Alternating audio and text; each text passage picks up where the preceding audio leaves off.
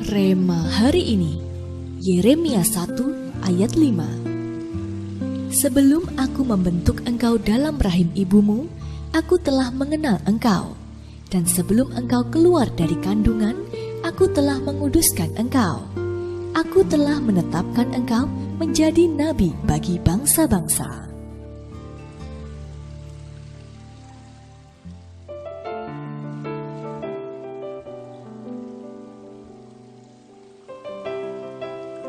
Ketika seseorang dipilih untuk mewakili negaranya, baik itu dalam sebuah perlombaan ilmiah ataupun ajang perlombaan olahraga bergengsi seperti Olympic Games, pastilah orang itu merasa bangga dan sangat tersanjung dapat dipercaya untuk hal sebesar itu.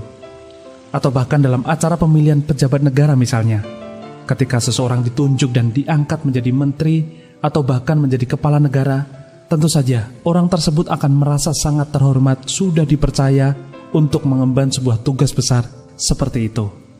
Namun, hal yang sama tidak selalu berlaku untuk semua orang. Ada juga orang-orang yang ketika hendak diberi kepercayaan, malah berusaha menghindar. Itulah yang terjadi ketika Tuhan Allah memanggil Yeremia untuk menjadi nabi bagi bangsa-bangsa. Ia berusaha berkelit dengan berkata bahwa ia tidak pandai berbicara dan masih muda. Namun, Tuhan yang telah membentuk Yeremia dalam rahim ibunya dan telah mengenalnya bahkan sebelum ia keluar dari kandungan, memahami ketakutan yang sedang berlangsung dalam hatinya.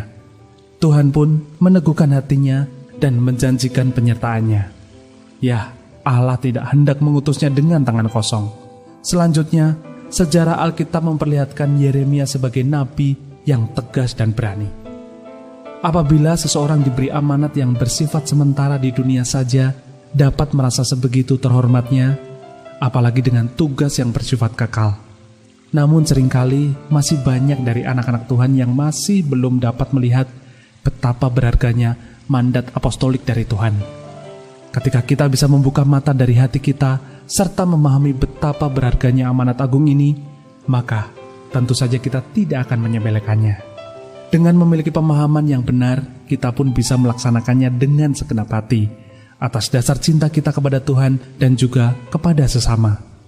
Karena sesungguhnya dipanggil untuk menyelamatkan jiwa dalam kegerakan apostolik akhir zaman ini adalah sebuah anugerah teristimewa yang manusia dapat terima.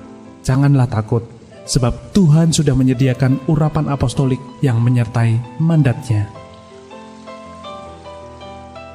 Sudahkah Anda mengetahui dan menyadari bahwa Anda dipanggil dan diutus Tuhan? Tugas apakah yang Tuhan ingin agar Anda lakukan?